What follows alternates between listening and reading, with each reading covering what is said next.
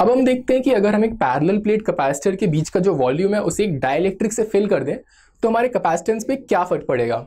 मेरे पास यहाँ पे एक गिवन कैपेसिटर है पैरेलल प्लेट जिनमें चार्ज गिवन है as plus q and minus q, plates का सेपरेशन स्मॉल डी और क्रॉस सेक्शन एरिया ए है।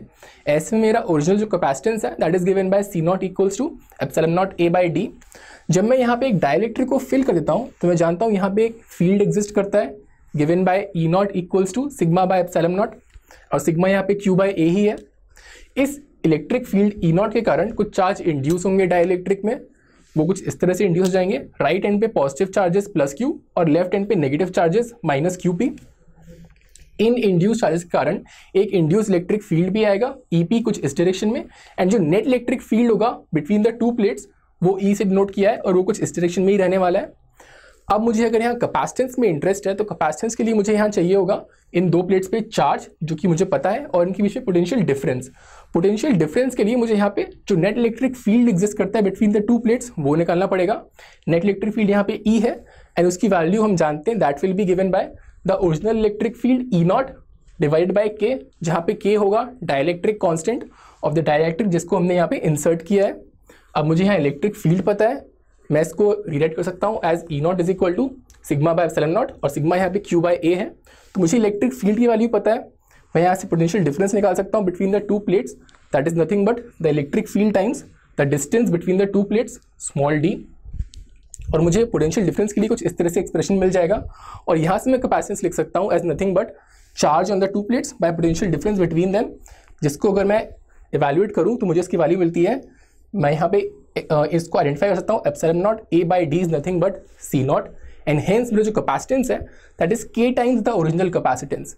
हेंस जब भी मैं एक पैरेलल प्लेट कैपेसिटर में एक डाइलेक्ट्रिक को इंसर्ट करता हूँ तो उसका जो कैपेसिटेंस है that will increase by a factor of the dielectric constant.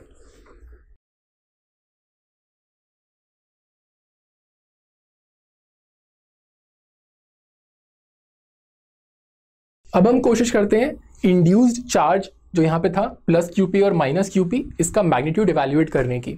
हमने देखा था कि जो ओरिजिनल इलेक्ट्रिक फील्ड था ई नॉट उसका मैग्नीट्यूड था सिग्मा बाय एप्सिलॉन नॉट, जो नेट इलेक्ट्रिक फील्ड था ई उसका मैग्नीट्यूड था ई नॉट बाय के, और जो इंड्यूस चार्ज आ रहे हैं यहाँ पे प्लस क्यूपी और माइनस क्यूपी इनके कारण भी एक इलेक्ट्रिक फील्ड आ रहा था ईपी, इसका मैग्नीट्यूड क्या होगा that will be nothing but sigma p जो कि है surface charge density of the induced charge it is nothing but qp by a, so sigma p by epsilon naught and hence I get qp by a epsilon naught।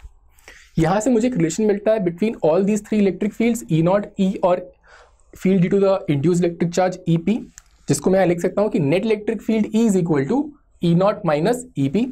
और अगर मैं value यहाँ substitute करूँ तो मैं देख सकता हूँ ई नॉट है मेरा sigma by epsilon not, sigma है यहाँ पे क्यू बाय ए, तो यहाँ पे मैंने इसको सब्स्टिट्यूट किया। ई पी मेरा q p by a epsilon naught है जिसको मैंने यहाँ पे सब्स्टिट्यूट किया, और जो मेरा नेट इलेक्ट्रिक फील्ड था वो हमने पहले देखा था उसकी वैल्यू थी 1 बाय के times Q by epsilon naught ए। और इस रिलेशन से मैं अगर मैं कॉमन टर्म्स को एलिमिनेट करूँ और क्यू पी की वैल्यू निकालूँ तो मुझे मिलती है induce charge is equal to q the original charge times 1 minus 1 by के।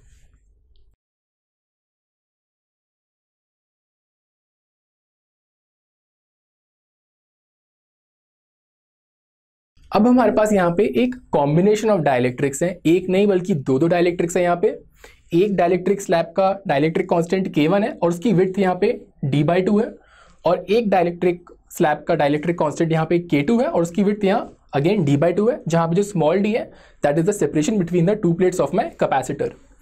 इस केस में अगर मुझे यहाँ पे नया कैपेसिटेंस क्या हो जाता है सिस्टम का after the introduction of these two dielectrics, ये अगर मुझे इवैल्यूएट करना है तो हम अक्सर ये अज्यूम कर लेते हैं कि जहाँ पे ये दोनों डाइलेक्ट्रिक्स मीट कर रहे हैं इस जंक्शन के अलोंग हम एक बहुत ही थिन मेटालिक शीट को अज्यूम कर लेते हैं कि एक थिन मेटालिक शीट यहाँ पे प्रेजेंट है। ऐसा हम क्यों करते हैं? क्योंकि इस अजम्पशन के बाद हम यहाँ पे ये मान सकते हैं कि यहाँ पे एक कैपेसिटर नहीं बल्कि दो कैपेसिटर्स हैं। वो कैसे? पहला जो कैपेसिटर है उसका वेट जहाँ पे होगा वो d/2 होगा, और उस कैपेसिटर के बीच में हमने एक डाइलेक्ट्रिक लगा हुआ है जिसका डाइलेक्ट्रिक कांस्टेंट K1 है, और उस कैपेसिटर के साथ सीरीज में एक और कैपेसिटर है कुछ इस तरीके से जिस कैपेसिटर की विड्थ जो है वो d/2 होगी, और उसके बीच में जो स्लैब हमने इंट्रोड्यूस किया है उसका डाइलेक्ट्रिक कांस्टेंट K2 होगा। अब इस सीरीज कॉम्बिनेशन ऑफ कैपेसिटर्स को कंसिडर करते हुए मैं चाहूँगा कि आप वीडियो के यहाँ पर पॉज करें, दोनों ही कैपेसिटर्स की इंडिविजुअल कैपेसिटेंस निकालें, उनकी नेट सीरीज में क्या कैपेसिटेंस आती है वो इवैल्यूएट करें, and that will give us the net capacitance for this given system. So pause the video here and try and evaluate the net capacitance for this given system.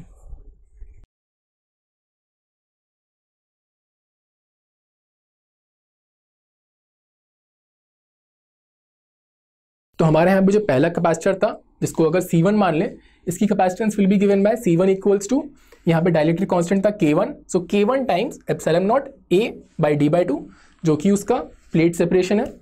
और जो दूसरा capacitor है इसको अगर हम C2 मान लें तो C2 will be equal to K2 times epsilon naught A by D/2 जो कि अगेन इसका प्लेट सेपरेशन है.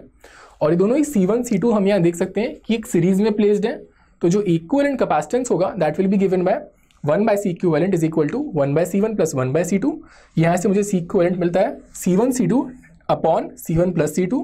इनकी वैल्यू अगर मैं यहाँ पे सब्स्टिट्यूट करूँगा तो आई होप आपका आंसर कुछ इस तरह से आया होगा. Equivalent capacitance of this given system would be equal to K1 K2 upon K1 plus K2 times epsilon naught A by D जो कि ओरिजिनल कैपेसिटेंस था हमारे सिस्टम का विदाउट द डाइलेक्ट्रिक्स. यहाँ हम समझ सकते हैं कि ये जो टर्म है K1 K2 by K1 plus K2 ये इक्विवेलेंट डाइलेक्ट्रिक कांस्टेंट है of this given arrangement of dielectrics. तो इन जनरल जब भी हमारे पास डाइलेक्ट्रिक कुछ इस तरह से प्लेस्ड होते हैं हमारे कैपेसिटर के बीच में, तो हम अज्यूम कर लेते हैं कि यहाँ बीच में एक इमेजिनरी मेटल प्लेट है और सिस्टम को एक सीरीज कॉम्बिनेशन ऑफ कैपेसिटर्स में ब्रेक करके उसे इवैल्यूएट करते हैं.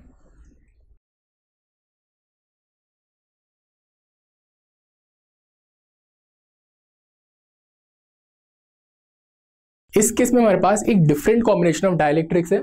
हम यहाँ पे देख सकते हैं हमारे पास दो प्लेट्स हैं, उनका क्रॉस सेक्शन एरिया A और प्लेट सेपरेशन स्मॉल d है. यहाँ मैंने दो स्लैब्स प्लेस किए हैं.